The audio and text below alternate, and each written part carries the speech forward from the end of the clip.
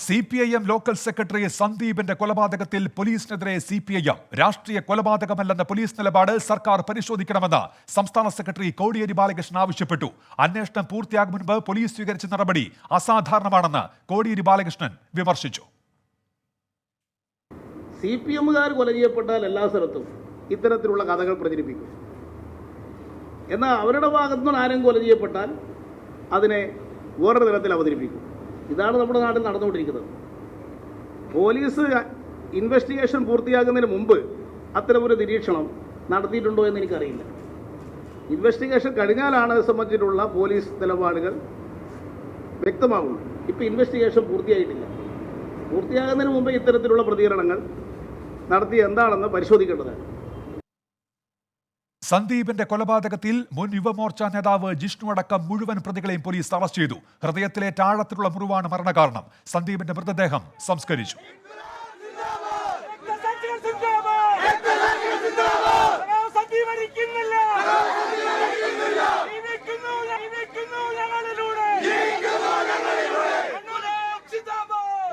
വാർത്തയുടെ വിശദാംശങ്ങളുമായി ഗോകുൽ രവിയാണ് ഇപ്പോൾ പത്തനംതിട്ടയിൽ നിന്ന് ചേരുന്നത്.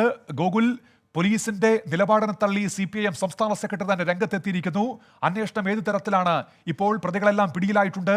പോലീസ് ഒടുവിൽ നൽകുന്ന വിവരം എന്താണ് ഈ രാഷ്ട്രീയ കൊലപാതകം എന്നതുമായി ബന്ധപ്പെട്ട്?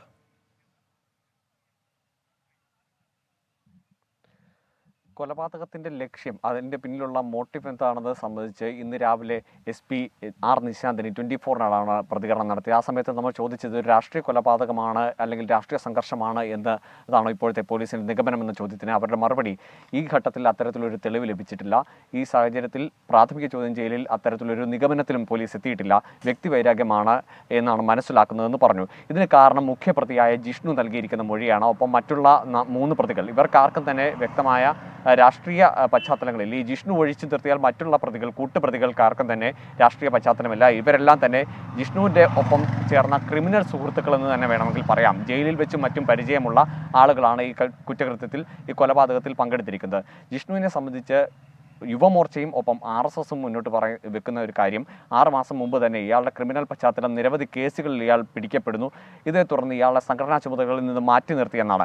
എന്നാൽ രാവിലെ തന്നെ SP-യുടെ ഭാഗത്തു നിന്നുള്ള ഒരു പ്രതികരണത്തിന് തൊട്ട് പിന്നാലെ CPM ഏരിയ നേതൃത്വവും അതിനുശേഷം CPMന്റെ പത്തനംതിട്ട ജില്ലാ നേതൃത്വവും ഈ പോലീസ് നിലപാടിനെ, പോലീസ് വാദത്തെ തള്ളുകയുണ്ടായി. കാരണം മുമ്പ് പലതവണ ജിഷ്ണു യുവമോർച്ചയുടെയും BJPയുടെയും നിരവധി പരിപാടികളിൽ, സമര പരിപാടികളിൽ പങ്കെടുത്ത് ജയിൽവാസം അനുഷ്ഠിച്ചു. അതിനുശേഷം അയാൾക്ക് സ്വീകരണം നൽകിയത് ഉൾപ്പെടെയുള്ളതിൻ്റെ സോഷ്യൽ മീഡിയ ദൃശ്യങ്ങളും, ഒപ്പം തന്നെ ഇയാൾ പെരിങ്ങര യുവമോർച്ച പഞ്ചായത്ത് കമ്മിറ്റിയുടെ പ്രസിഡന്റ് എന്നത് ഇപ്പോഴും ഫേസ്ബുക്കിൽ പ്രൊഫൈലിൽ ചേർത്തിട്ടുണ്ട്. ഇതൊക്കെ ചൂണ്ടിക്കാട്ടിക്കൊണ്ടാണ് CPM ഇതിന് മറുപടി പറഞ്ഞത്. ഇപ്പോൾ അതിനുശേഷം സംസ്കാര ചടങ്ങിൽ ഇവിടെ പങ്കെടുത്ത A. വിജയരാഘവൻ, CPMന്റെ കേന്ദ്ര കമ്മിറ്റി അംഗവും ഇതേ കാര്യം തന്നെ ആവർത്തിച്ചു. ഇന്നലെയും അദ്ദേഹമാണ് ആദ്യം പ്രതികരണം നടത്തിയത്. RSSന്റെ ആസൂത്രിത കൊലപാതകം എന്ന പ്രതികരണമാണ് അവരും നടത്തിയത്, A. വിജയരാഘവനും നടത്തിയത്. അതിനുശേഷം ഇപ്പോൾ കോടിയേരി ബാലകൃഷ്ണനും പോലീസിന്റെ നിലപാടിനെ തള്ളിക്കൊണ്ട് രംഗത്ത് വന്നിരിക്കുന്നു. ഈ ഘട്ടത്തിൽ പോലീസിന് കാര്യമായ ചോദ്യം ചെയ്യലിലേക്ക് കടക്കാൻ സാധിച്ചിട്ടില്ല. ഒന്ന്, തെളിവെടുപ്പിലേക്ക്, വിശദമായ ഒരു തെളിവെടുപ്പിലേക്ക് പോകണമെങ്കിൽ കൂടുതൽ ഫോഴ്സിൻ്റെ ഒരുക്കേണ്ടതുണ്ട്, സജ്ജമാക്കേണ്ടതുണ്ട്. കാരണം ഇത്തരമൊരു വൈകാരികമായ വിഷയം, CPM പ്രവർത്തകരുടെ ഭാഗത്തുനിന്ന് ഏതെങ്കിലും തരത്തിലുള്ള പ്രകോപനം ഉൾപ്പെടെയുള്ള കാര്യങ്ങളിൽ പോലീസ് കൂടുതൽ കരുതലോടുകൂടി മാത്രമേ തെളിവെടുപ്പ് ഉൾപ്പെടെയുള്ള കാര്യങ്ങളിലേക്ക് പോവുകയുള്ളൂ. വിശദമായ ചോദ്യം ചെയ്യലിൽ മാത്രമേ ഈ കൊലപാതകത്തിന് പിന്നിലുള്ള കാരണം സംബന്ധിച്ച് വ്യക്തത ഉണ്ടാവുകയുള്ളൂ. ഉന്മേഷ്. ശരി, ഗോകുൽ രവിയാണ് പത്തനംതിട്ടയിൽ നിന്ന് വിശദാംശങ്ങൾ നൽകിയത്. CPM സംസ്ഥാന സെക്രട്ടറി പോലീസിന്റെ നിലപാടിനെ തള്ളുകയാണ് ഈ ഘട്ടത്തിൽ. തിരുവല്ലയിലെ CPM പ്രവർത്തകന്റെ കൊലപാതകത്തിന് പിന്നിൽ CPIM കൊട്ടേഷൻ സംഘമാണെന്ന് തെളിഞ്ഞ സാഹചര്യത്തിൽ A. വിജയരാഘവനും CPIM നേതൃത്വവും മാപ്പ് പറയണമെന്ന് BJP സംസ്ഥാന അധ്യക്ഷൻ K. സുരേന്ദ്രൻ. ഗുണ്ടാ സംഘം നടത്തിയ കൊലപാതകം RSSന്റെ തലയിൽ കെട്ടിവെച്ച് കലാപമുണ്ടാക്കാൻ ശ്രമിച്ചതിന് CPIM സെക്രട്ടറിക്കെതിരെ നടപടിയെടുക്കണമെന്നും K. സുരേന്ദ്രൻ ആവശ്യപ്പെട്ടു. സംഭവത്തിൽ RSSന്റെ പേര് അനാവശ്യമായി വലിച്ചിഴക്കുകയാണെന്നും K. സുരേന്ദ്രൻ ഫേസ്ബുക്കിൽ വിമർശിച്ചു.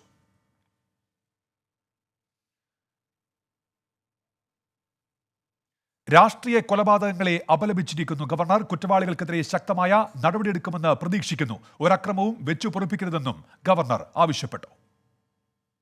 Human beings, yes, there are conflicts, there are differences of opinion, but these are to be settled, to be resolved in an amicable, in a civilized, in a democratic manner. The very fact that humanity, after long struggle, we devised this system of democracy was the purpose. In a human society, conflicts are bound to arise. But when we devised and adopted democracy, it meant that we are saying goodbye to violence. And we shall use democratic methods. It's very unfortunate, and I am sure that the state police will investigate the matter and will try to bring the culprits to the book as soon as possible. ഈ വിഷയമാണ് ഇന്ന് encounter ചർച്ച ചെയ്യുന്നത്. P സന്ദീപിന്റെ കൊലപാതകം രാഷ്ട്രീയ പകപോക്കലോ? Encounter പരിശോധിക്കുന്നു. ഇനിയും വേണോ ചോരക്കളി? എൻകൗണ്ടർ രാത്രി 8-ന് സുജയ പാർവതിയോടൊപ്പം.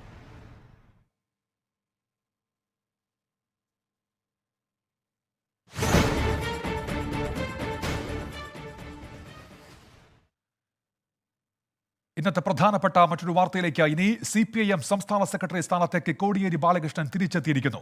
സംസ്ഥാന സെക്രട്ടേറിയറ്റിലാണ് തീരുമാനമുണ്ടായത്. ആരോഗ്യ പ്രശ്നങ്ങളെ തുടർന്ന് കഴിഞ്ഞ നവംബറിലാണ് കോടിയേരി സ്ഥാനമൊഴിഞ്ഞത്. ബിനീഷ് കോടിയേരിയുടെ ജയിൽവാസം തിരിച്ചുവരവ് വൈകിപ്പിക്കുകയും ചെയ്തു. ഈ ഘട്ടത്തിൽ നമ്മൾ കോടിയേരിയുടെ മടങ്ങിവരവ് വിശദമായി പരിശോധിക്കുന്നു. SFI പ്രവർത്തനത്തിലൂടെ പൊതുരംഗത്തേക്ക് എത്തുകയായിരുന്നു കോടിയേരി ബാലകൃഷ്ണൻ. 1973-79 കാലഘട്ടത്തിൽ SFIയുടെ സംസ്ഥാന സെക്രട്ടറി സ്ഥാനത്തുണ്ടായിരുന്ന കോടിയേരി ബാലകൃഷ്ണനാണ്. അടിയന്തരാവസ്ഥ കാലത്താകട്ടെ 16 മാസം ജയിൽവാസം അനുഭവിക്കുകയും ചെയ്തു. അദ്ദേഹത്തിന്റെ രാഷ്ട്രീയ ജീവിതത്തിൽ നിർണായകമായ ഒരു കാലഘട്ടമായിരുന്നു അത്. അതിനുശേഷം 1990-95 കാലഘട്ടത്തിലേക്ക് എത്തുമ്പോൾ CPIMന്റെ കണ്ണൂർ ജില്ലാ സെക്രട്ടറിയായി കോടിയേരി ബാലകൃഷ്ണൻ പ്രവർത്തിക്കുന്നു. 2003 എത്തുമ്പോൾ CPIMന്റെ കേന്ദ്ര കമ്മിറ്റിയിലേക്ക് കോടിയേരി ബാലകൃഷ്ണൻ തെരഞ്ഞെടുക്കപ്പെടുന്നുണ്ട്. അതിനുശേഷം 5 കൊല്ലം കഴിയുമ്പോൾ 2008 CPIMന്റെ പൊളിറ്റ് ബ്യൂറോ അംഗമായും കോടിയേരി ബാലകൃഷ്ണൻ, കണ്ണൂരിൽ നിന്നുള്ള കോടിയേരി ബാലകൃഷ്ണൻ തെരഞ്ഞെടുക്കപ്പെടുന്നു. ഇനി അദ്ദേഹത്തിന്റെ പാർലമെന്ററി ജീവിതം പരിശോധിക്കുകയാണെങ്കിൽ 1982 മുതൽ 2011 വരെയുള്ള കാലയളവിൽ 5 തവണ അദ്ദേഹം നിയമസഭയിലേക്ക് തെരഞ്ഞെടുക്കപ്പെട്ടു. MLA അദ്ദേഹം രാഷ്ട്രീയ ജീവിതം നയിക്കുകയും ചെയ്തു. 2006-2011 കാലഘട്ടത്തിൽ കേരളത്തിന്റെ ആഭ്യന്തര വകുപ്പ് മന്ത്രിയായിരുന്നു കോടിയേരി ബാലകൃഷ്ണൻ. 2015 CPIMന്റെ സംസ്ഥാന സെക്രട്ടറി സ്ഥാനത്തേക്ക് ആദ്യമായി കോടിയേരി ബാലകൃഷ്ണൻ എത്തുന്നത്. 2018 രണ്ടാമതും അദ്ദേഹം CPIMന്റെ സംസ്ഥാന സെക്രട്ടറിയായി തെരഞ്ഞെടുക്കപ്പെടുന്നു. അതിനുശേഷം 2020 നവംബർ 13 ആരോഗ്യ കാരണങ്ങൾ ചൂണ്ടിക്കാണിച്ചുകൊണ്ട് അദ്ദേഹം താൽക്കാലികമായി പദവി ഒഴിഞ്ഞത്. ഇതാണ് കോടിയേരിയുടെ മടങ്ങിവരവ് പരിശോധിക്കുമ്പോൾ അദ്ദേഹത്തിന്റെ രാഷ്ട്രീയ ചിത്രം. വാർത്തയുടെ വിശദാംശങ്ങളുമായി തനേഷ് തമ്പി ഇപ്പോൾ ചേരുന്നുണ്ട് തിരുവനന്തപുരത്ത് നിന്ന്. തനേഷ്, കോടിയേരി ബാലകൃഷ്ണൻ CPIMന്റെ സംസ്ഥാന സെക്രട്ടറി സ്ഥാനത്തേക്ക് മടങ്ങിയെത്തുകയാണ്. സമ്മേളന കാലഘട്ടത്തിൽ പ്രധാനപ്പെട്ട വെല്ലുവിളികൾ എന്തൊക്കെയായിരിക്കും ഇനി കോടിയേരിക്ക് മുൻപിലുണ്ടാകുക? തനേഷ്. ഉന്മേഷ്, ഏറ്റവും പ്രധാനപ്പെട്ട വെല്ലുവിളി ഉന്മേഷ് സൂചിപ്പിച്ചതുപോലെ തന്നെ സമ്മേളന കാലമാണ്. ഏരിയ സമ്മേളനങ്ങൾ അവസാനിക്കാൻ പോകുന്നു, ജില്ലാ സമ്മേളനങ്ങൾ ആരംഭിക്കാൻ പോകുന്നു. മാർച്ച് ആദ്യവാരത്തിൽ CPIMന്റെ സംസ്ഥാന സമ്മേളനം എറണാകുളത്ത് വെച്ച് നടക്കാൻ പോവുകയാണ്. ഈ ഒരു പശ്ചാത്തലത്തിലാണ് ഇപ്പോൾ കോടിയേരി ബാലകൃഷ്ണൻ ഒരു മടങ്ങിവരവ് ഉണ്ടായിരിക്കുന്നത്. ഉന്മേഷ് സൂചിപ്പിച്ചതുപോലെ തന്നെ കഴിഞ്ഞ വർഷം നവംബർ 13 അദ്ദേഹം സ്ഥാനത്തിൽ നിന്ന് മാറുന്നത്. അദ്ദേഹം അവധിക്ക് അപേക്ഷ നൽകുകയും ആ അവധി അപേക്ഷ അംഗീകരിക്കുകയും ചെയ്യുകയായിരുന്നു എന്നുള്ളതാണ് അന്ന് CPIMന്റെ സംസ്ഥാന സമിതി വാർത്താക്കുറിപ്പിലൂടെ അറിയിച്ചത്. ഏതായാലും അദ്ദേഹത്തിന് അർബുദ രോഗമായിരുന്നു. അതിനുശേഷം അദ്ദേഹം ദീർഘകാലം ചികിത്സയിലായിരുന്നു എന്നുള്ളതൊക്കെ ഒരു വസ്തുത തന്നെയാണ്. പക്ഷേ അതിനും അപ്പുറത്തേക്ക് ആ ഘട്ടത്തിൽ ഉയർന്നു വന്ന ഒരു പ്രധാനപ്പെട്ട വിവാദം, പ്രത്യേകിച്ചും അദ്ദേഹത്തിന്റെ മകൻ ബിനീഷ് കോടിയേരിക്ക് എതിരെ ഉയർന്നു വന്ന കള്ളപ്പണ ആരോപണവും അതിനെ തുടർന്നുണ്ടായിട്ടുള്ള അറസ്റ്റ്, അദ്ദേഹത്തിന്റെ ജയിൽവാസം, ഇത്രയും കാര്യങ്ങളാണ് ഒരു സെക്രട്ടറി സ്ഥാനത്ത് നിന്ന് മാറി നിൽക്കുക എന്നുള്ളൊരു വലിയ തീരുമാനത്തിലേക്ക് കോടിയേരി ബാലകൃഷ്ണനെ എത്തിച്ചത് എന്ന് എല്ലാവർക്കും അറിയാം. ഒപ്പം തന്നെ അക്കാര്യം അദ്ദേഹം തന്നെ മാധ്യമങ്ങൾക്ക് മുന്നിൽ സമ്മതിക്കുകയും ചെയ്തിട്ടുണ്ട്. ആ ഒരു പശ്ചാത്തലത്തിലാണ് അദ്ദേഹത്തിന് മാറി നിന്നത്. പക്ഷേ അതിനുശേഷം അദ്ദേഹത്തിന്റെ രോഗം ഭേദമായി അദ്ദേഹം ആരോഗ്യാവസ്ഥ തിരികെ പിടിക്കുന്ന ഒരു സാഹചര്യം ഉണ്ടായി. അപ്പോഴും മകൻ ജയിലിലാണ് എന്നുള്ളത് ഒരു തടസ്സമായി നിൽക്കുകയായിരുന്നു.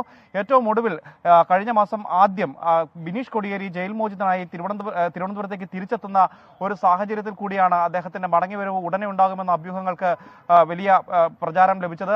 ഓരോ വെള്ളിയാഴ്ചകളിലും സംസ്ഥാന സെക്രട്ടേറിയറ്റ് നടക്കുമ്പോൾ ഇന്ന് കോടിയേരി ബാലകൃഷ്ണൻ സെക്രട്ടറി പദവിയിലേക്ക് തിരികെ എത്തും എന്ന മട്ടിലുള്ള പ്രചരണങ്ങൾ വളരെ സജീവമായിരുന്നു. അതിനിടയിൽ ഒരു സംസ്ഥാന സമിതി യോഗവും കഴിഞ്ഞുപോയി. പക്ഷേ അദ്ദേഹത്തിന്റെ മടങ്ങിവരവ് നീളുകയായിരുന്നു. ഏറ്റവും ഒടുവിൽ ഒരു വർഷത്തിനും ഏതാണ്ട് ഒരു 10-20 ദിവസങ്ങൾക്കും ശേഷം ഇന്ന് നടന്ന സംസ്ഥാന സെക്രട്ടേറിയറ്റ് യോഗം അദ്ദേഹത്തെ മടക്കി കൊണ്ടുവന്നിരിക്കുന്നു. ഏറ്റവും പ്രധാനപ്പെട്ട വെല്ലുവിളി ഈ നേരത്തെ സൂചിപ്പിച്ചതുപോലെ തന്നെ സർക്കാർ അധികാരത്തിൽ വന്നിരിക്കുന്ന ഒരു സാഹചര്യമാണ്. ഒരു തുടർഭരണം സാധ്യമായിരിക്കുന്ന സമയമാണ്. ഈ മുന്നണിയിൽ അല്ലെങ്കിൽ പോലും, അതായത് എ വിജയരാഘവന് സെക്രട്ടറിയുടെ ചുമതല നൽകിയപ്പോൾ പോലും തദ്ദേശ തെരഞ്ഞെടുപ്പിന്റെയും നിയമസഭാ തെരഞ്ഞെടുപ്പിന്റെയും ഒക്കെ കടിഞ്ഞാൻ കോടിയേരി ബാലകൃഷ്ണന്റെ കയ്യിൽ തന്നെയാണ് ആയിരുന്നു എന്നുള്ളത് ഒരു പരസ്യമായ രഹസ്യമാണ്. ആ ഒരു നിലയിൽ തന്നെ അദ്ദേഹം തുടർന്നും സംഘടനയുടെ സാരഥ്യത്തിൽ തന്നെ ഉണ്ടാവുകയും ഒപ്പം തന്നെ ഇപ്പോൾ നടന്നുകൊണ്ടിരിക്കുന്ന സംഘടനാ സമ്മേളനങ്ങൾ കൃത്യമായി നടപ്പാക്കുന്നതിനും അതിന് ഇപ്പോൾ ഉയർന്നു വന്നിട്ടുള്ള ചെറിയ തോതിലെങ്കിലും പ്രാദേശികമായി ഉയർന്നു വന്നിട്ടുള്ള അഭിപ്രായ ഭിന്നതകളും മത്സര ശ്രമങ്ങളുമൊക്കെ മാറ്റി നിർത്തിക്കൊണ്ട് കൂടുതൽ സജീവമായി ഈ സംഘടനയെ മുന്നോട്ട് കൊണ്ടുപോകാൻ കഴിയുകയും ചെയ്യുക എന്നുള്ളത് തന്നെയാണ് അദ്ദേഹത്തിന്റെ വെല്ലുവിളി. ഒപ്പം തന്നെ സർക്കാരിനെ സംരക്ഷിക്കുകയും സർക്കാരിനെതിരെ ഉയർന്നു വരുന്ന ആരോപണങ്ങളെയും മറ്റും പ്രതിരോധിക്കുകയും ചെയ്യുക എന്ന വലിയ ഉത്തരവാദിത്വവും കോടിയേരി ബാലകൃഷ്ണൻ നിക്ഷിപ്തമായിരിക്കും. ഏതായാലും അദ്ദേഹം ഇന്ന് തന്നെ ചുമതല ഏറ്റെടുക്കുകയും സംസ്ഥാന സെക്രട്ടറിയായി പ്രവർത്തിച്ചു തുടങ്ങുകയും ചെയ്തു. അദ്ദേഹത്തിന്റെ വാർത്താ സമ്മേളനത്തിലെ അദ്ദേഹത്തിന്റെ വാക്കുകളിൽ തന്നെ അദ്ദേഹം വളരെ സജീവമായി രാഷ്ട്രീയ രംഗത്തേക്ക് മടങ്ങി വരുന്നതിന്റെ ഒരു സൂചന തന്നെയാണ് നൽകുന്നത്. ഉന്മേഷ്. ശരി, തനേഷ് തമ്പിയാണ് തിരുവനന്തപുരത്ത് നിന്ന് വിശദാംശങ്ങൾ നൽകിയത്. കോടിയേരി ബാലകൃഷ്ണൻ വീണ്ടും CPIM സംസ്ഥാന സെക്രട്ടറി സ്ഥാനത്തേക്ക് മടങ്ങിയെത്തിയിരിക്കുന്നു. നിരോധനാജ്ഞ ലംഘിച്ച് തലശ്ശേരിയിൽ BJPയുടെ പ്രതിഷേധ മാർച്ച്. 200ഓളം പ്രവർത്തകർ നഗരത്തിൽ പ്രവേശിക്കുന്നത് പോലീസ് തടഞ്ഞു. കൊലവിളി പ്രകടനവാദത്തിൽ BJPക്കെതിരെ വ്യാജ പ്രചാരണം നടക്കുന്നുവെന്നാരോപിച്ചാണ് BJP പ്രതിഷേധം സംഘടിപ്പിച്ചത്. ദീപക് മലയമിയാണ് വിശദാംശങ്ങളുമായി ഇപ്പോൾ തലശ്ശേരിയിൽ നിന്നും ചേരുന്നത്. ദീപക്, ഈ പ്രവർത്തകരൊക്കെ പിരിഞ്ഞു പോയിട്ടുണ്ടോ? എന്താണ് നിലവിലെ സ്ഥിതി അവിടെ?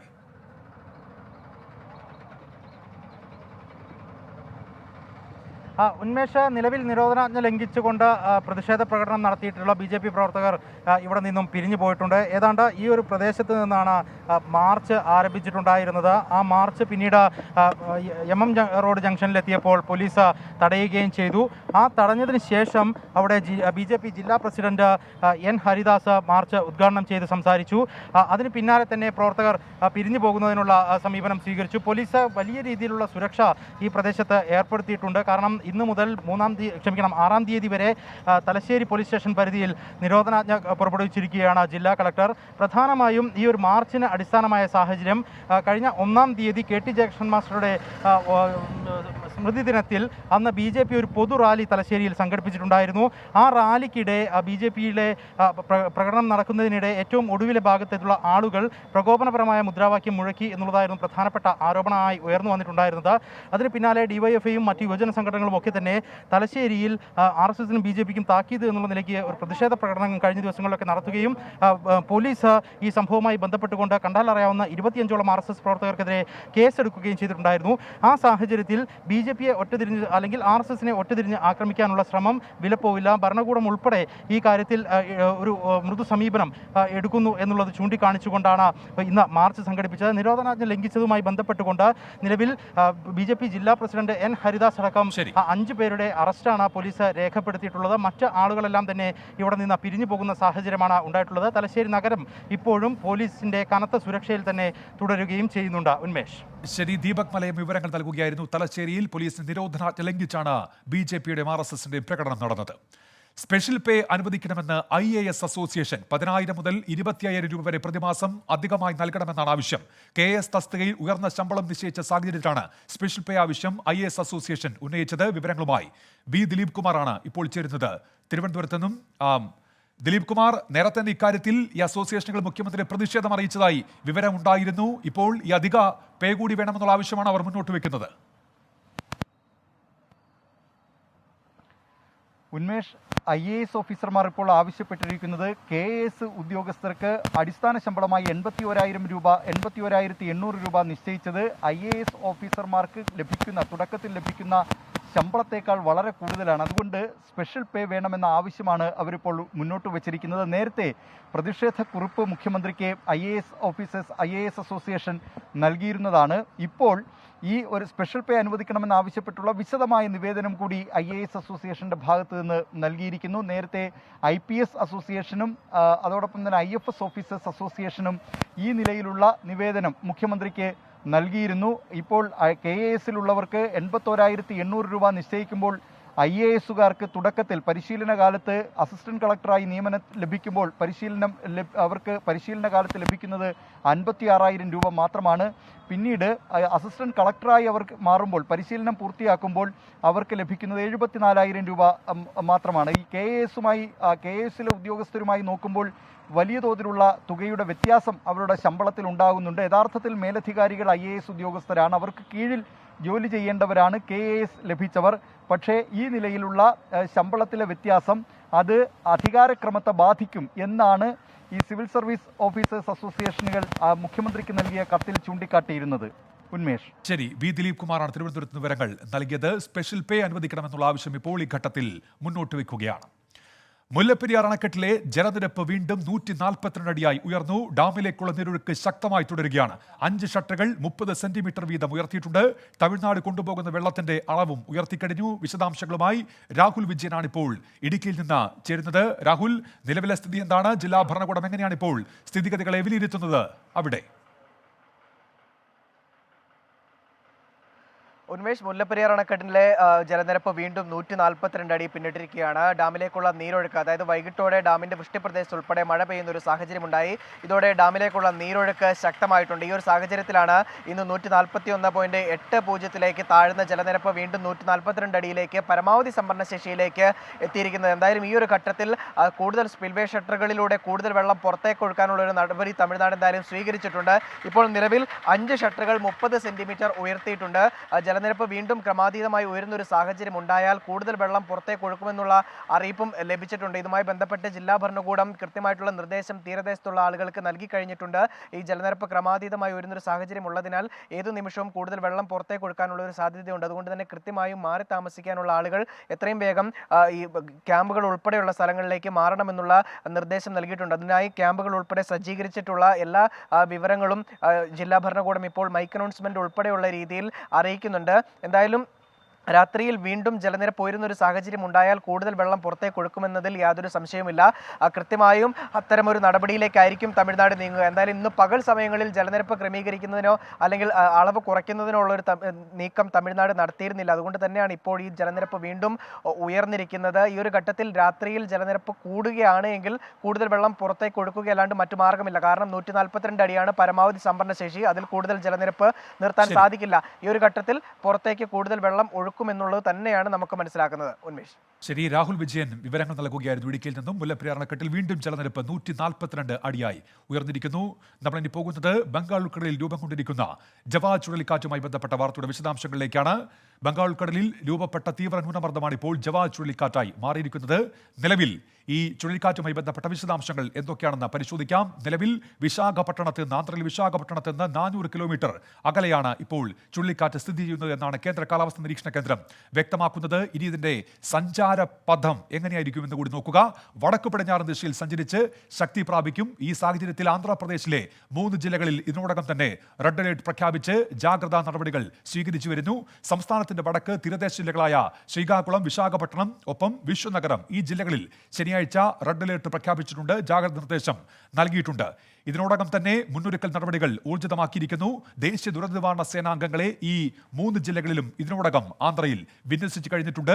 തമിഴ്നാട്ടിലും ഇത്തരത്തിൽ ജാഗ്രതാ നിർദ്ദേശങ്ങളുണ്ട്. തീരദേശ ജില്ലകളായ കന്യാകുമാരി, ഒപ്പം തിരുനെൽവേലി, ഇവിടങ്ങളിൽ ശക്തമായ മഴ പെയ്യാനുള്ള സാധ്യതയുണ്ട് എന്നുള്ള മുന്നറിയിപ്പ് കാലാവസ്ഥാ നിരീക്ഷണ കേന്ദ്രം ഇതിനോടകം ജവാ ചുഴലിക്കാറ്റുമായി ബന്ധപ്പെട്ട് നൽകിക്കഴിഞ്ഞിരിക്കുന്നു. അതോടൊപ്പം തന്നെ ഈറോഡ്, സേലം, നാമക്കൽ, തിരുപ്പൂർ, തമിഴ്നാട്ടിലെ ഈ ജില്ലകളിലും ഞായറാഴ്ച ശക്തമായ മഴയുണ്ടാകും എന്നാണ് ഇപ്പോൾ കാലാവസ്ഥാ കേന്ദ്രം പ്രവചിച്ചിരിക്കുന്നത്. ഒറ്റപ്പെട്ട കനത്ത മഴയാണ് ഈ 4 ജില്ലകളിലും ഇപ്പോൾ കാലാവസ്ഥാ കേന്ദ്രം പ്രവചിച്ചിരിക്കുന്നത്.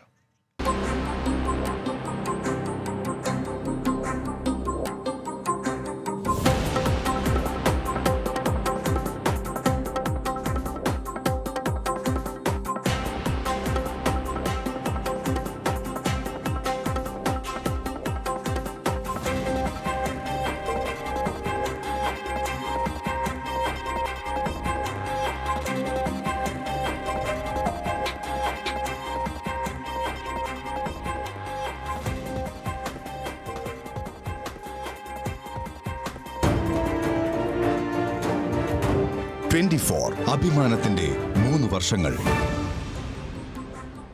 24 വാർത്ത തുടരുകയാണ്. തിരുവനന്തപുരം ആര്യനാട് കുട്ടികൾക്ക് വാക്സിൻ മാറി കുത്തിവെച്ച സംഭവത്തിൽ ആരോഗ്യ പ്രവർത്തകയെ സസ്പെൻഡ് ചെയ്തു. ജൂനിയർ പബ്ലിക് ഹെൽത്ത് നഴ്സിനെയാണ് സസ്പെൻഡ് ചെയ്തത്. ആര്യനാട് സാമൂഹ്യാരോഗ്യ കേന്ദ്രത്തിൽ DMO നേരിട്ടെത്തി വിവരശേഖരണം നടത്തിയിരുന്നു. ഇതിന്റെ അടിസ്ഥാനത്തിലാണ് ഇപ്പോൾ നടപടിയുണ്ടായിരിക്കുന്നത്. ഷഫീദ് റാവുത്തർ വിശദാംശങ്ങളുമായി തിരുവനന്തപുരത്ത് നിന്ന് ചേരുന്നുണ്ട്. ഷഫീദ്, കൃത്യമായ വീഴ്ച എന്ന് കണ്ടെത്തിയ അടിസ്ഥാനത്തിലാണ് ഇപ്പോഴത്തെ നടപടി? ഉന്മേഷ, ഇന്നലെയായിരുന്നു ഈ സംഭവം ഉണ്ടായത്. ആര്യനാട് സാമൂഹികാരോഗ്യ കേന്ദ്രത്തിൽ 15 വയസ്സുള്ള 2 കുട്ടികൾ ഈ പ്രതിരോധ കുത്തിവയ്പ്പിനെത്തിയതായിരുന്നു. ഇവർക്കാണ് കോവിഷീൽഡ് വാക്സിൻ നൽകിയത്. ഈ സംഭവം പുറത്തറിഞ്ഞതിനെ തുടർന്നാണ് DMO ഇന്ന് രാവിലെ നേരിട്ട് ഈ സംഭവ സ്ഥലത്തെത്തി ആശുപത്രിയിലെത്തി വിവരശേഖരണം നടത്തിയത്. ഇതിന് പിന്നാലെയാണ് ഇക്കാര്യത്തിൽ ഒരു ആരോഗ്യ പ്രവർത്തകർക്കെതിരെ ഇപ്പോൾ നടപടി സ്വീകരിച്ചിട്ടുള്ളത്. ജൂനിയർ പബ്ലിക് ഹെൽത്ത് നഴ്സിനെയാണ് സസ്പെൻഡ് ചെയ്തിട്ടുള്ളത്. ഇതുമായി ബന്ധപ്പെട്ട മറ്റു ചില വീഴ്ചകളും ജനപ്രതിനിധികളും നാട്ടുകാരും അടക്കം ചൂണ്ടിക്കാണിച്ചിരുന്നു. പ്രത്യേകിച്ച് ഈ ആശുപത്രി കേന്ദ്രീകരിച്ചുള്ള ചില പ്രവർത്തനങ്ങളിൽ വീഴ്ച സംഭവിക്കുന്നു എന്നുള്ള ആരോപണം അത് തുടരെ ഉണ്ടായ ഒരു സാഹചര്യത്തിലാണ് DMO നേരിട്ട് ഈ സംഭവ സ്ഥലത്തേക്ക് എത്തുകയും പ്രത്യേകിച്ച് മറ്റ് കാര്യങ്ങളടക്കമുള്ള കാര്യങ്ങളിൽ വിവരശേഖരണം നടത്തുകയും ചെയ്തിട്ടുള്ളത്. ഏതായാലും ഇക്കാര്യത്തിൽ DMO സർക്കാരിന് ഒരു റിപ്പോർട്ട് കൈമാറിയിട്ടുണ്ട്. ഈ റിപ്പോർട്ടിന്റെ അടിസ്ഥാനത്തിലായിരിക്കും തുടർ നടപടികൾ ഉണ്ടാവുക. കുട്ടികളുടെ ആരോഗ്യം സംബന്ധിച്ച് നിലവിൽ ഇപ്പോൾ ആശങ്കപ്പെടാനൊന്നുമില്ല എന്നുള്ള കാര്യം അത് അധികൃതർ അറിയിച്ചിട്ടുമുണ്ട്. ഉന്മേഷ്, ശരി. ഷഫീദ് റാവുത്തറാണ് തിരുവനന്തപുരത്ത് നിന്ന് വിശദാംശങ്ങൾ നൽകിയത്. നമ്മൾ പോകുന്നത് ഒമിക്രോണുമായി ബന്ധപ്പെട്ട് കേന്ദ്ര സർക്കാർ വ്യക്തമാക്കിയ നിലപാടിലേക്കാണ്. ഒമിക്രോൺ ഭീതി വേണ്ടെന്ന് കേന്ദ്ര ആരോഗ്യമന്ത്രി മൻസുഖ് മാണ്ഡവ്യ. ഒമിക്രോൺ ബാധിച്ചവരുടെ സമ്പർക്ക പട്ടിക ശേഖരിച്ച് നിരീക്ഷണം നടത്തുന്നുണ്ട്. വാക്സിനേഷൻ വർദ്ധിപ്പിക്കാൻ സംസ്ഥാനങ്ങളോട് ആവശ്യപ്പെട്ടിട്ടുണ്ടെന്നും ആരോഗ്യമന്ത്രി പാർലമെന്റിൽ വ്യക്തമാക്കി. നിതിൻ അംബുജൻ ഡൽഹിയിൽ നിന്ന് വിവരങ്ങളുമായി ചേരുന്നുണ്ട്. നിതിൻ, എന്താണ് കേന്ദ്രം വ്യക്തമാക്കുന്ന നിലപാട്?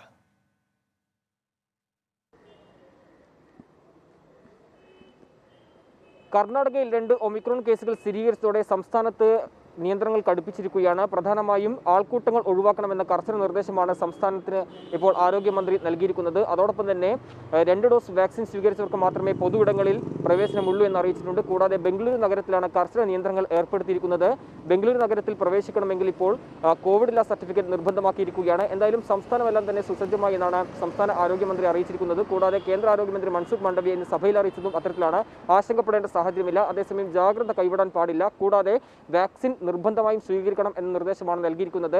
കേന്ദ്ര ആരോഗ്യ മന്ത്രാലയം ഇന്ന് സംസ്ഥാനങ്ങൾക്ക് അയച്ച കത്തിലും ഇത് തന്നെയാണ് പറയുന്നത്. പ്രധാനമായും രാജ്യാന്തര യാത്രക്കാരെ കൃത്യമായി നിരീക്ഷിക്കണം, അതോടൊപ്പം തന്നെ പരിശോധന ശക്തമാക്കണം എന്നാണ് അറിയിച്ചിരിക്കുന്നത്. കൂടാതെ സമ്പർക്കത്തിലുള്ളവരെ 72 മണിക്കൂറിനകം തന്നെ പരിശോധിക്കണം എന്ന നിർദ്ദേശവും ഇന്നിപ്പോൾ സംസ്ഥാനങ്ങൾക്ക് അയച്ച കത്തിൽ വ്യക്തമാക്കുന്നു. എന്തായാലും ആശങ്കപ്പെടേണ്ട സാഹചര്യമില്ല. അതോടൊപ്പം തന്നെ വിദേശത്തു നിന്ന് യാത്രക്കാരുടെ കൂടുതൽ പരിശോധന ഫലം ഇപ്പോൾ വരാനിരിക്കുന്നു. ഇതിൽ കർണാടകയിലുള്ള 10 പേരുടെ ജനിതക ശ്രേണീകരണ ഫലമാണ് വരാനിരിക്കുന്നത്. കൂടാതെ മഹാരാഷ്ട്ര, ഡൽഹി അടക്കമുള്ള സംസ്ഥാനങ്ങളിലെ ജനിതക ശ്രേണീകരണ ഫലം വരാനിരിക്കുന്നുണ്ട്. എന്തായാലും ആശങ്കപ്പെടേണ്ട സാഹചര്യമില്ല എന്നാണ് കേന്ദ്ര ആരോഗ്യ മന്ത്രാലയം വ്യക്തമാക്കിയിരിക്കുന്നത്. സംസ്ഥാനങ്ങളെല്ലാം തന്നെ ജാഗ്രത നടപടികൾ സ്വീകരിച്ചിട്ടുണ്ടെന്നും ഇന്ന് ആരോഗ്യ മന്ത്രാലയം വ്യക്തമാക്കി. ശരി, നിതിൻ അംബുജൻ വിവരങ്ങൾ നൽകുക ഡൽഹിയിൽ നിന്ന്. ഒമിക്രോൺ ഭീതി വേണ്ട എന്നാണ് കേന്ദ്ര ആരോഗ്യമന്ത്രി പാർലമെന്റിൽ വ്യക്തമാക്കിയ നിലപാട്. നമ്മളിനി സംസ്ഥാനത്തെ കോവിഡ് കണക്കുകളിലേക്കാണ് പോകുന്നത്. ഇന്ന് ആരോഗ്യവകുപ്പ് പുറത്തുവിട്ട വാർത്താക്കുറിപ്പിൽ പുതിയ രോഗബാധ സംബന്ധിച്ച വിവരം ഇങ്ങനെയാണ്. പുതുതായി 4995 പേർക്ക് സംസ്ഥാനത്ത് കോവിഡ് സ്ഥിരീകരിച്ചിരിക്കുന്നു. രോഗമുക്തി കൂടി നോക്കുക. 4463 പേർക്കാണ് ഇന്ന് രോഗമുക്തി. അതേസമയം മരണത്തിന്റെ കണക്കുകൾ കൂടി നോക്കുക. 44 മരണങ്ങൾ കൂടി കോവിഡ് മൂലമാണെന്ന് സ്ഥിരീകരിച്ചിരിക്കുന്നു. ടെസ്റ്റ് പോസിറ്റിവിറ്റി നിരക്ക് 8.01%. പരിശോധിച്ച സാമ്പിളുകളുടെ എണ്ണം 60,000 കടന്നു. 62,343 പുതിയ സാമ്പിളുകൾ പരിശോധിച്ചിരിക്കുന്നു. നിലവിൽ ചികിത്സയിൽ കഴിയുന്നവരുടെ എണ്ണം 44,637. സംസ്ഥാനത്തെ കോവിഡ് സാഹചര്യം സംബന്ധിച്ച വിശദാംശങ്ങളുമായി ഇപ്പോൾ തിരുവനന്തപുരത്ത് നിന്ന് ചേരുന്നത് മഹേഷ് ജോൺ മാത്യു ആണ്. മഹേഷ്, ഇന്നത്തെ കോവിഡ് കണക്കുകൾ വന്നിരിക്കുന്നു. എങ്ങനെയാണ് സ്ഥിതിഗതികളെ ആരോഗ്യവകുപ്പ് കാണുന്നത്? വിവരങ്ങൾ എന്തൊക്കെയാണ്? ഉന്മേഷ്, പ്രതിദിന രോഗികളുടെ എണ്ണവും TPR-ഉം നേരിയ രീതിയിൽ വർദ്ധിച്ചു എന്നുള്ളതാണ് ഏറ്റവും പ്രധാനപ്പെട്ട കാര്യം. TPR 8.01 എന്ന നിലയിലേക്ക് മാറിയിരിക്കുന്നു. ഇന്നലെ ഇത് 8% താഴെയായിരുന്നു. അപ്പോഴും പ്രതിദിന രോഗികളുടെ എണ്ണം 5000-ൽ താഴെയാണ് എന്നുള്ളതാണ് ഏറ്റവും ആശ്വാസകരമായ ഒരു കാര്യമെന്ന് പറയുന്നത്. ഏറ്റവും കൂടുതൽ രോഗബാധിതർ എന്നുള്ളത് തിരുവനന്തപുരം ജില്ലയിലാണ്, 790 പേർ. എറണാകുളത്ത് 770 പേർക്കും കോഴിക്കോട് 578 പേർക്കും രോഗം സ്ഥിരീകരിച്ചിട്ടുണ്ട്. ചില ജില്ലകളിൽ നേരിയ രീതിയിൽ കോവിഡ് ബാധിതരുടെ എണ്ണത്തിൽ വർധന ഉണ്ട് എന്നുള്ള കാര്യവും എടുത്തു പറയേണ്ടതാണ്. എന്നാൽ മരണനിരക്ക് കഴിഞ്ഞ ദിവസത്തെ അപേക്ഷിച്ച് കുറഞ്ഞു എന്നുള്ളതാണ് ഏറ്റവും പ്രധാനപ്പെട്ട കാര്യം. 44 മരണങ്ങളാണ് ഇന്ന് സംസ്ഥാനത്ത് കോവിഡ് മൂലമെന്ന് സ്ഥിരീകരിച്ചിട്ടുള്ളത്. ഇതോടൊപ്പം നേരത്തെ പട്ടികയിൽ ഉൾപ്പെടാത്ത 225 മരണങ്ങൾ കൂടി ഉൾപ്പെടുത്തിയിട്ടുണ്ട്. അങ്ങനെ സംസ്ഥാനത്ത് കോവിഡ് ബാധിച്ച് മരിച്ചവരുടെ ആകെ എണ്ണമെന്ന് പറയുന്നത് 41,124 എന്ന വലിയ കണക്കിലേക്കും മാറിയിരിക്കുന്നു. അതോടൊപ്പം തന്നെ ഇന്ന് രോഗം സ്ഥിരീകരിച്ച് ചികിത്സയിലായിരുന്ന 4,463 പേർ രോഗമുക്തി നേടുകയും ചെയ്യുന്ന സാഹചര്യമുണ്ടായി. ഉന്മേഷ്, മഹേഷ് ജോൺ മാത്യുവാണ് കോവിഡ് സാഹചര്യം സംബന്ധിച്ച വിശദാംശങ്ങൾ നൽകിയത്. കോവിഷീൽഡ് വാക്സിൻ ഇടവേളയിൽ ഇളവ് നൽകിയ ഹൈക്കോടതി സിംഗിൾ ബെഞ്ച് ഉത്തരവ് ഡിവിഷൻ ബെഞ്ച് റദ്ദാക്കിയിരിക്കുന്നു. കേന്ദ്ര സർക്കാർ സമർപ്പിച്ച അപ്പീൽ അനുവദിച്ച ഡിവിഷൻ ബെഞ്ച് മുൻ ഉത്തരവ് തെറ്റെന്ന് വ്യക്തമാക്കി.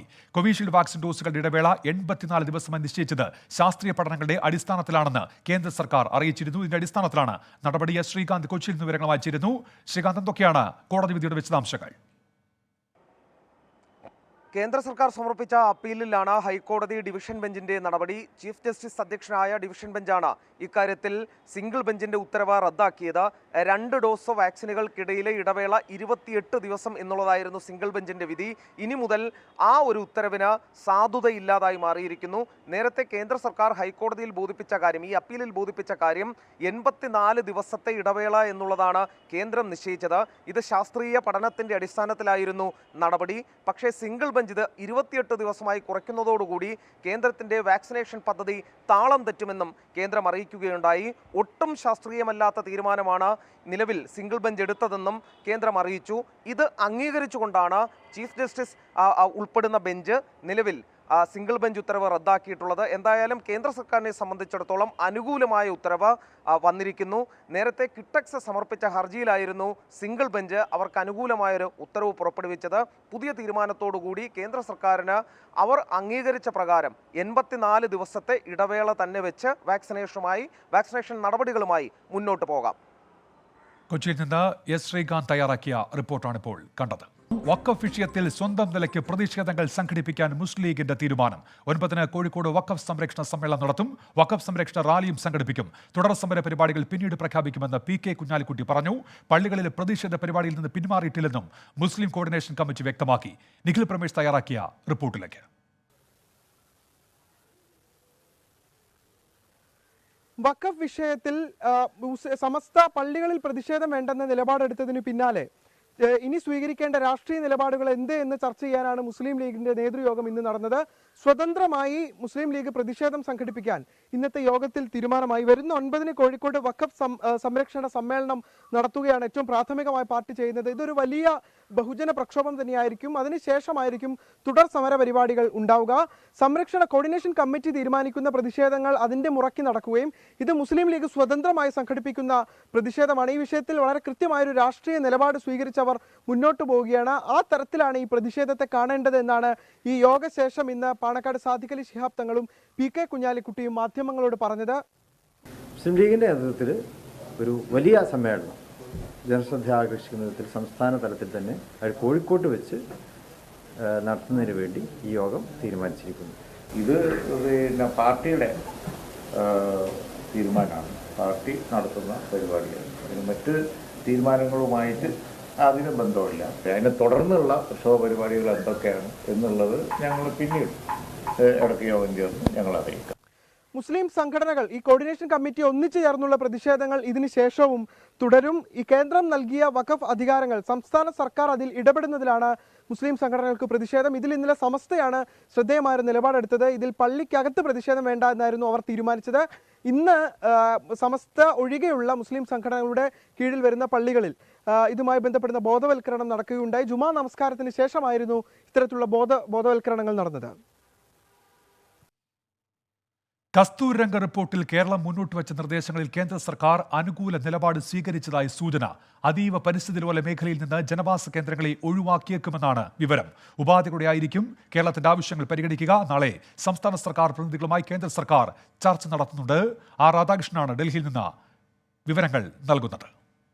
കേരളത്തിലെ 123 വില്ലേജുകളിലായി 13,108 ചതുരശ്ര കിലോമീറ്റർ മേഖലയാണ് പരിസ്ഥിതി ലോല മേഖല എന്നായിരുന്നു കസ്തൂരിരംഗൻ സമിതിയുടെ കണ്ടെത്തൽ.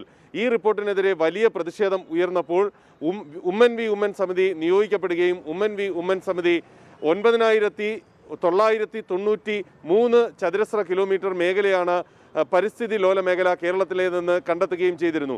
ഇതിൽ നിന്നും 880 ചതുരശ്ര കിലോമീറ്ററിൽ ജനവാസ മേഖലയാണ് എന്ന കാര്യം ഉന്നയിച്ചുകൊണ്ടാണ് കേരളം കേന്ദ്രത്തെ സമീപിച്ചത്. 2018 കരട് വിജ്ഞാപനം വന്നിരുന്നു. 2021 ഡിസംബർ 31 ഈ കരട് വിജ്ഞാപനത്തിൻ്റെ കാലാവധി അവസാനിക്കുന്നത്. അതുകൊണ്ട് തന്നെ പുതിയ വിജ്ഞാപനം ഇറക്കേണ്ടതുണ്ട്. ഈ പശ്ചാത്തലത്തിലായിരുന്നു ഇന്ന് സംസ്ഥാനവും കേന്ദ്രവും തമ്മിലുള്ള കൂടിക്കാഴ്ച. ഈ കൂടിക്കാഴ്ചയിൽ കേരളത്തിൽ നിന്നുള്ള എംപിമാർ പങ്കെടുത്തു. ഡീൻ കുര്യാക്കോസിൻ്റെ നേതൃത്വത്തിൽ ആന്റണി ഉൾപ്പെടെയുള്ള എംപിമാരാണ് ഈ യോഗത്തിൻ്റെ ഭാഗമായി പങ്കെടുത്തത്. ഈ യോഗത്തിൽ ഉയർന്നു വന്ന ഏറ്റവും പ്രധാനപ്പെട്ട നിർദ്ദേശങ്ങളിൽ ഒന്ന്, കേരളം മുന്നോട്ട് വെച്ച 880 ചതുരശ്ര കിലോമീറ്റർ പരിസ്ഥിതി ലോല മേഖലയുടെ ഭാഗമായി ഇപ്പോൾ ശുപാർശ ചെയ്യപ്പെടുന്ന ഈ മേഖല കൂടി ജനവാസ മേഖലയായി അംഗീകരിക്കാനായി തത്വത്തിൽ കേന്ദ്രം തയ്യാറായിരിക്കുന്നു എന്നുള്ളതാണ്. ഇതുമായി ബന്ധപ്പെട്ടിട്ടുള്ള വിഷയത്തിൽ ചില ഉപാധികൾ കൂടി ഉണ്ട്. ഈ ഉപാധികൾ കേരളവുമായി ഇനി എംപിമാർ കേരളത്തിലേക്ക് മടങ്ങി അവിടെയുള്ള ചർച്ച നാളെ അത് നടക്കും.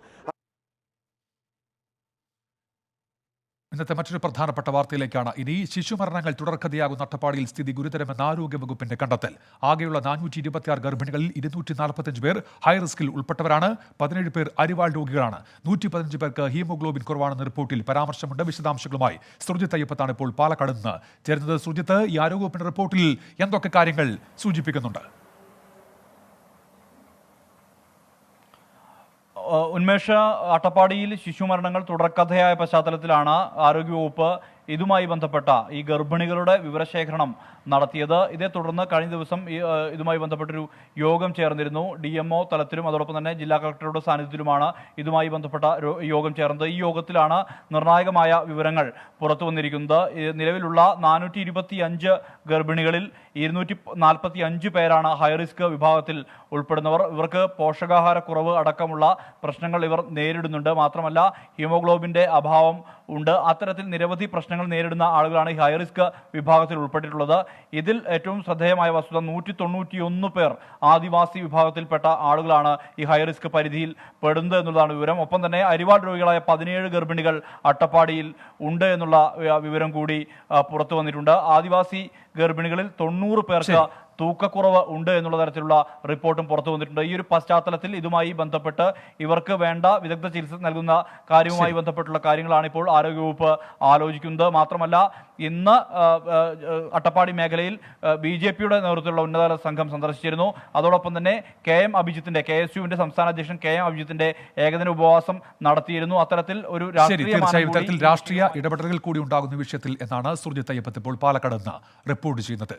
AIYF സംസ്ഥാന സമ്മേളനത്തിൽ സർക്കാരിനെതിരെ രൂക്ഷ വിമർശനം. പ്രവർത്തന റിപ്പോർട്ടിലാണ് കേരയിൽ പദ്ധതിക്കെതിരെ വിമർശനം ഉയർന്നിരിക്കുന്നത്. പരിസ്ഥിതി തകർക്കുന്ന വികസനം വേണ്ട, കേരയിൽ പദ്ധതിയെക്കുറിച്ച് ശാസ്ത്രീയവും സമഗ്രവുമായ പഠനം നടത്തണം, മാവോയിസ്റ്റുകളെ വേട്ടയാടാൻ എന്ന പേരിൽ സംസ്ഥാനത്ത് UAP ഉപയോഗിക്കുന്നു എന്നിങ്ങനെയാണ് വിമർശനങ്ങൾ.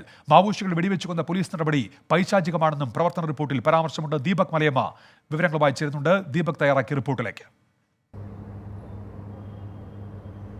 ഇന്നലെ ആരംഭിച്ച AIYFന്റെ സംസ്ഥാന സമ്മേളനം ഇപ്പോഴും തുടരുകയാണ്. ഇന്നും നാളെയുമായി സംസ്ഥാന സമ്മേളനമുണ്ട്. നാളെയാണ് അതിൻ്റെ സമാപനത്തിലേക്ക് എത്തുക. ഇന്ന് അവതരിപ്പിച്ച പ്രവർത്തന റിപ്പോർട്ടിലാണ് സർക്കാരിനെതിരെ AIYF രൂക്ഷമായ വിമർശനം ഉന്നയിക്കുന്നത്. പ്രധാനമായും മാവോയിസ്റ്റ് വേട്ടയായി ബന്ധപ്പെട്ടുകൊണ്ടും ഒപ്പം തന്നെ പാരിസ്ഥിതിക വിഷയങ്ങൾ ഉന്നയിച്ചുകൊണ്ട് കേരയിൽ ഉൾപ്പെടെയുള്ള പദ്ധതികൾക്കെതിരെയും AIYF രംഗത്തെത്തുന്നു എന്നുള്ളതാണ് ഏറ്റവും പ്രധാനപ്പെട്ട കാര്യം.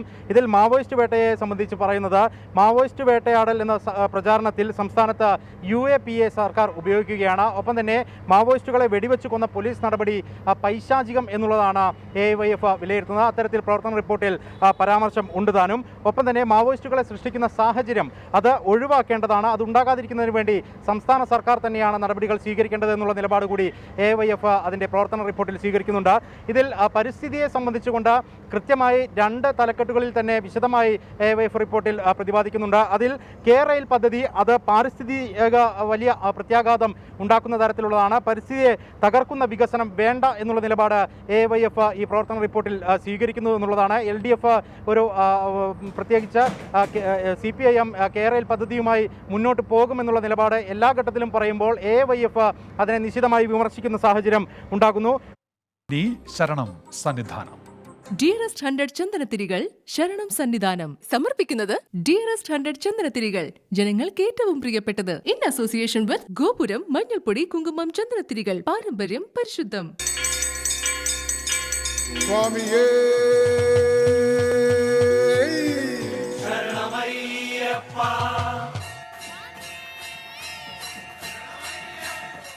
ചടങ്ങുകളിലേക്ക്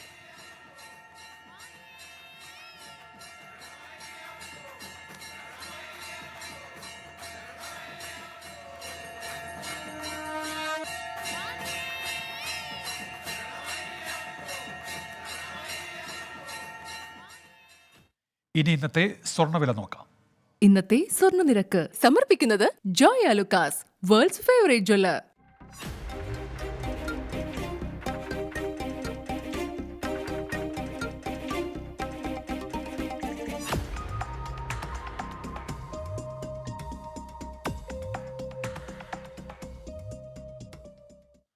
വാർത്ത ജീവിതം തുറന്ന വഴികാട്ടിയായ നിരവധി അവസരങ്ങൾ 24-ന്റെ 3 വർഷത്തെ യാത്രയിൽ നാം കണ്ടു. ഉറപ്പുകൾക്കപ്പുറത്തേക്ക് അധികൃതരുടെ സജീവ ഇടപെടൽ പലയിടത്തുമുണ്ടായി. ചിലപ്പോഴൊക്കെ ഇടപെടൽ വാക്കുകളിൽ ഒതുങ്ങുകയും ചെയ്തു. ഈ അവസരത്തിൽ വാർത്തയ്ക്ക് ശേഷം എന്ത് സംഭവിച്ചു എന്ന് പരിശോധിക്കുകയാണ് ഞങ്ങൾ. രാജ്യമൊട്ടാകെ ചർച്ച ചെയ്ത ചെന്നൈ IITയിലെ വിദ്യാർത്ഥിനി ഫാത്തിമ ലത്തീഫിന്റെ ദുരൂഹ മരണം ആദ്യം പുറം ലോകത്തെ അറിയിച്ചത് 24 ആണ്. 24ന്റെ വാർത്താ ഇടപെടലിന് പിന്നാലെ അന്തർദേശീയ മാധ്യമങ്ങൾ വരെ ഈ വിഷയം ചർച്ച ചെയ്യുകയും ചെയ്തു. പക്ഷേ ഫാത്തിമയുടെ കുടുംബത്തിന് ഇപ്പോഴും നീതി ലഭ്യമായിട്ടില്ല.